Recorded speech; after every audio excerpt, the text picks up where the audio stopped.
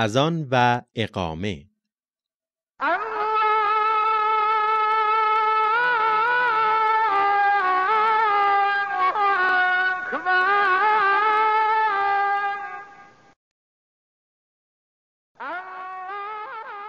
اذان شعاری موزون، کوتاه، پرمحتوا و سازنده است که وسیله اعلام موجودیت اسلام، معرفی عقاید و اعمال مسلمین و فریاد علیه شیاطین است.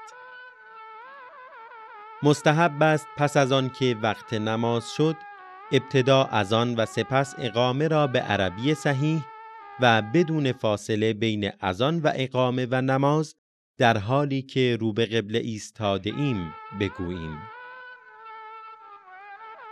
البته عبارت اشهد ان علی ولی الله جزء اذان و اقامه نیست، ولی گفتن آن به قصد قربت خوب است.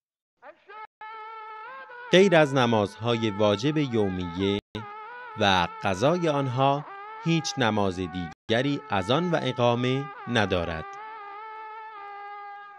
کسی که می‌خواهد نماز جماعت بخواند، اگر برای آن جماعت اذان و اقامه گفته باشند، نباید برای خودش اذان و اقامه بگوید، حتی در صورتی که برای خواندن نماز به مسجد برویم، ولی جماعت تمام شده باشد تا وقتی که صفها به هم نخورده و جمعیت متفرق نشده، اذان و اقامه‌ای که برای جماعت گفته‌اند کافی است.